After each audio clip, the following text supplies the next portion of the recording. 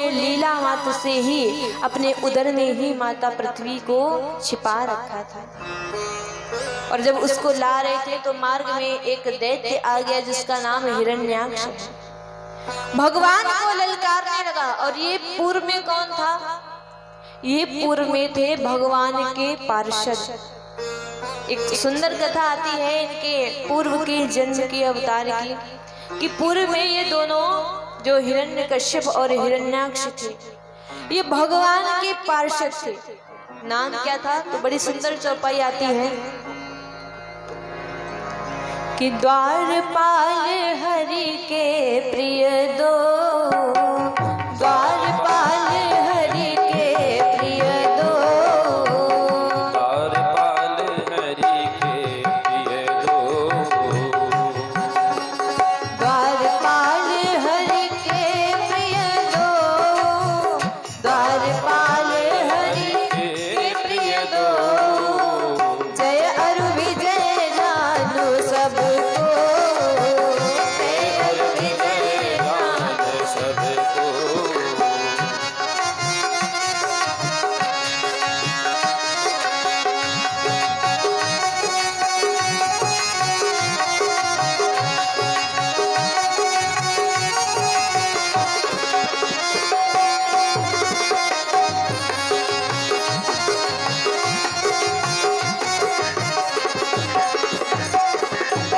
विप्र श्राप थे दोनों भाई, विप्र श्राप थे दोनों भाई, तामस असुर देह तिन्ह पाए, तामस असुर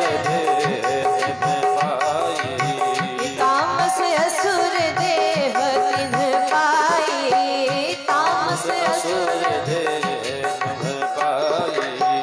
सिया राम जय राम जय जय राम, सिया राम जय राम, सिया राम जय राम जय जय राम, सिया राम जय राम जय जय राम, सिया राम जय राम जय जय राम। ये पूर्व में भगवान के पार्षद थे।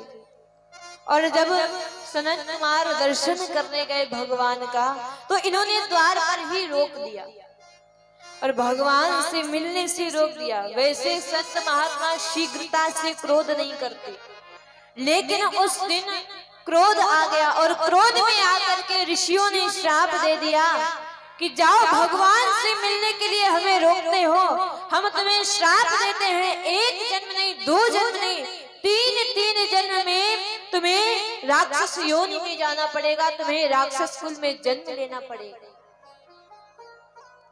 और भगवान ने जब देखा तो भगवान कहते कि यदि हमारे कारण श्राप लग गया है तो जाओ, तुम्हारा उद्धार करने के लिए मैं भी 3 बार अवतार लूंगा। तो सबसे पहले बने हिरण्याक्ष और हिरण्यकश्यप। भगवान हिरण्याक्ष का उद्धार करने के लिए वाराह अवतार धारण करते हैं। हिरण्यकश्यप का उद्धार करने के लिए भगवान ने नरसिंह अवतार धारण किया। उद्देश्य किसे बनाया हिरण्यकश्यप ने?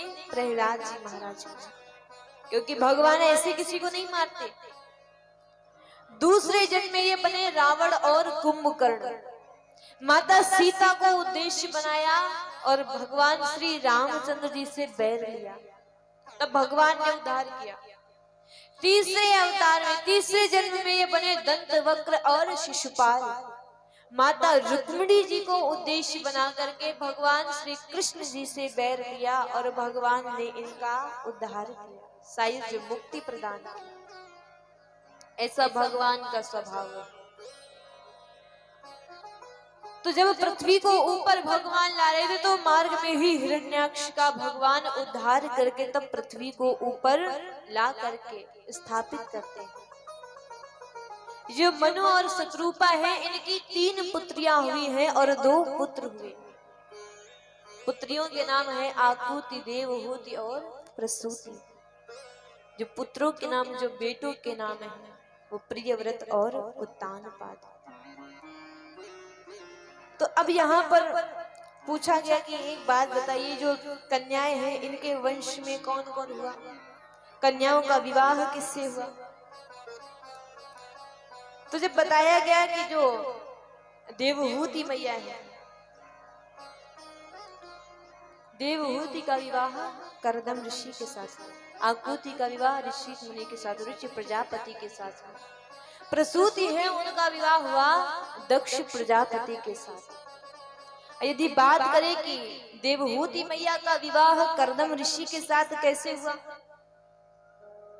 तो करदम ऋषि ने भगवान की बहुत तपस्या की, आराधना की, और भगवान कहने आए, पिताजी ने कहा कि एक काम करो, करदम विवाह कर लो, शादी कर लो।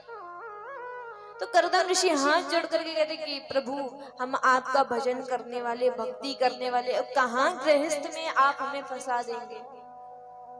शादी हो जाएगी तो भगवान का भजन छूट जाएगा, फिर धर्म पत्नी जी आ जाएंगे, उनमें मन लग जाएगा, फिर नन्हे मुन्ने ग्वाल बाल हो जाएंगे, उनमें मन अधिक लग जाएगा, फिर भगवान का भजन नहीं होगा, परिवार में ही पड़े रहेंगे। तब विचार इन्होंने किया, विवाह नहीं करेंगे। तपस्या करते रहे, और जब बहुत समय बीत गया तब एक दिन विचार आया कि ये गृहस्थ आश्रम कैसा होता है। पत्नी आती है घर पर तो आनंद से पुरुष रहता है, पत्नी के साथ में, बच्चों के साथ में आनंद से खेलता है, तो वो आनंद कैसा होता है, ये आनंद हमें भी प्राप्त करना है। तो इच्छा क्या हुई, अब भगवान का भजन करेंगे और भगवान से कहेंगे कि किसी सुंदर स्त्री के साथ, युवती के साथ हमारा विवाह करा दो।